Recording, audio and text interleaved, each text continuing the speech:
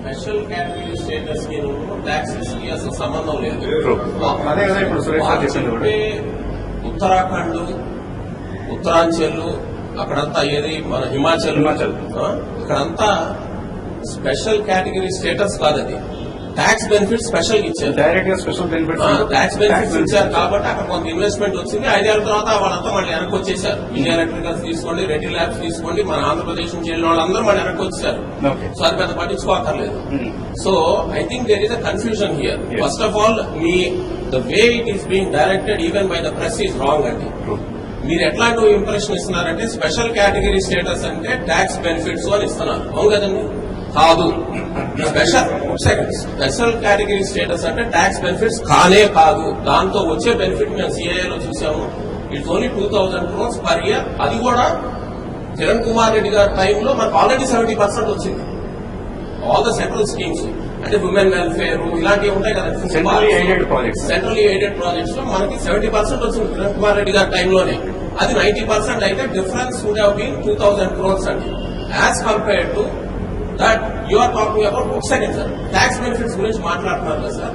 ఒకవేళ అది కూడా అడుగుతాం. సెంట్రల్ కనుక మనం ట్యాక్స్ బెనిఫిట్స్ అడిగితే క్లాజ్ 94 చదవండి. అది దాంట్లో ఏమైందంటే tax benefits should be given to both the states అని ఉంది. ఒకవేళ మనకి ట్యాక్స్ బెనిఫిట్స్ వస్తే తెలంగాణ కూడా ట్యాక్స్ బెనిఫిట్స్ ఆటోమేటిక్ ఇవ్వాలి. ఇస్తే కనుక ఒక్క ఇండస్ట్రీ కూడా ఇక్కడ రాదు, అసలు రాకూడదు. ఆ ట్యాక్స్ బెనిఫిట్స్ నా ఉద్దేశంలో as a business man tax benefits కనుక ఆంధ్రాకి ఇస్తే ఆటోమేటిక్ గా తెలంగాణకు వస్తే ఇక్కడ ఎవరు రారండి ఇన్వెస్ట్మెంట్ కి. Because Hyderabad is there, please remember that.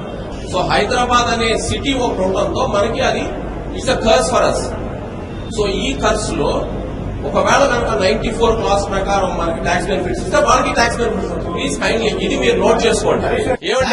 ఏమండి పిల్లలందరికి ఏమని చెప్తున్నారంటే టీవీలో నాకు నేను వింటున్నాను, మీరు వినండి. మీరు మాట్లాడినప్పుడు నేను మాట్లాడానా? సో మీరు టీవీలో కనుక నేను అబ్జర్వ్ చేస్తున్నాను, స్పెషల్ కేటగిరీ స్టేటస్ అంటే ట్యాక్స్ బెనిఫిట్స్ అని ఈ రోజు కూడా చెప్తున్నారు.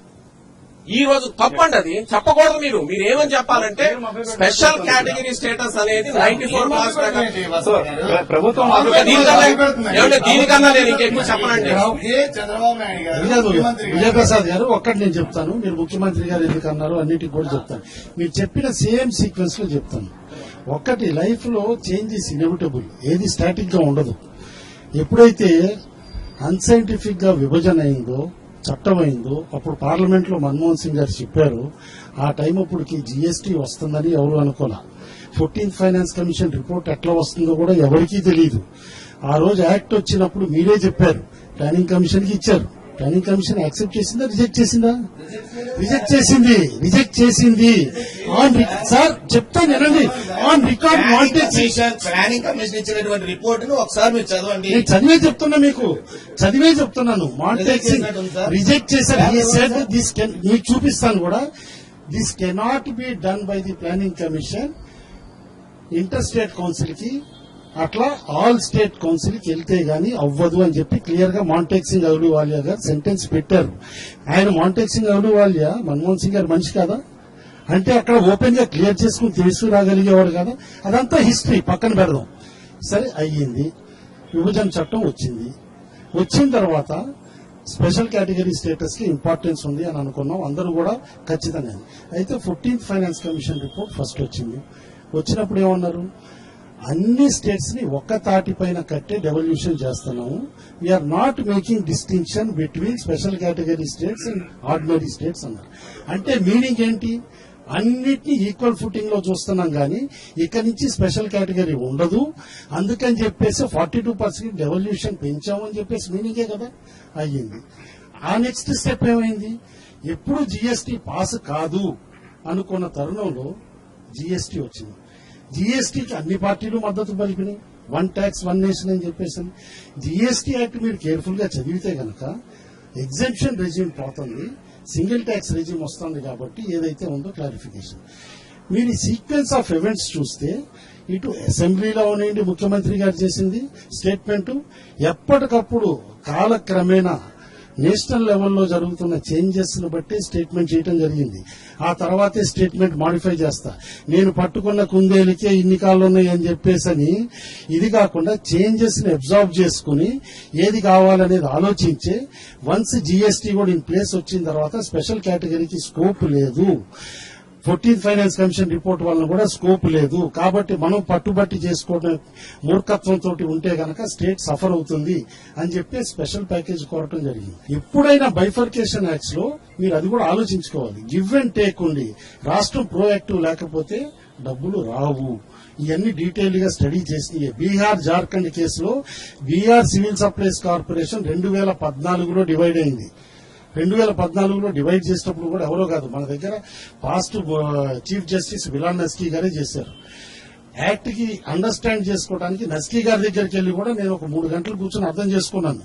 సార్ ఇక్కడ మా దగ్గర షెడ్యూల్ 10 ఉన్నాయి, షెడ్యూల్ 9 ఉన్నాయి, ఇవన్నీ ఏ విధంగా చెయ్యాలి అంటే ఇవన్నీ కూడా ఇరు పార్టీలు కూర్చొని చేసుకుంటే అవుతుంది, లేకపోతే మధ్యవర్తిత్వం కేంద్రంతో పెట్టుకున్నా చేసుకోండి అని చెప్పేసాను.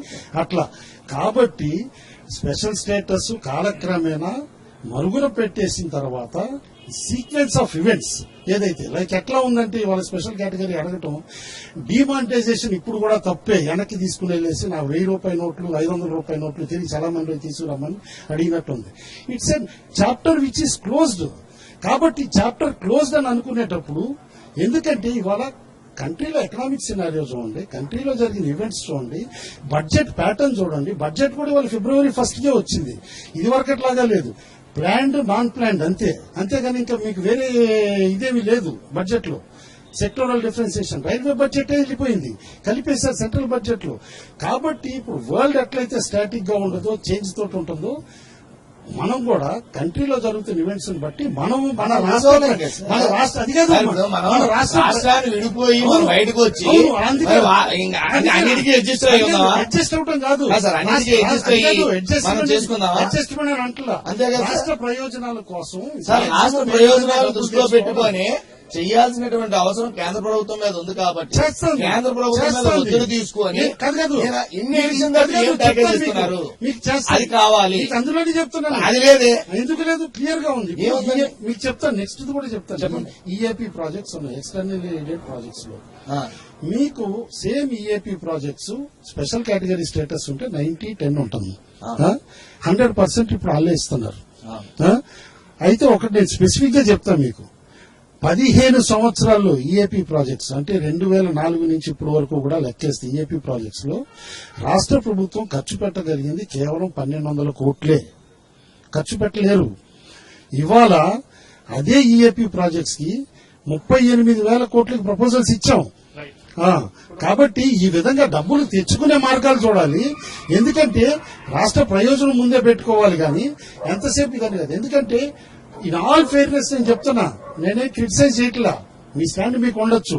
బట్ నేను అంటున్నా జరుగుతున్న చేంజెస్ ని అర్థం చేసుకుని ఆర్థిక అంశాలపైన ప్రజలకి అవగాహన ఎక్కువ ఉండదు కాబట్టి ఆర్థిక అంశాలపైన అవగాహన కల్పించమని చెప్తున్నాను.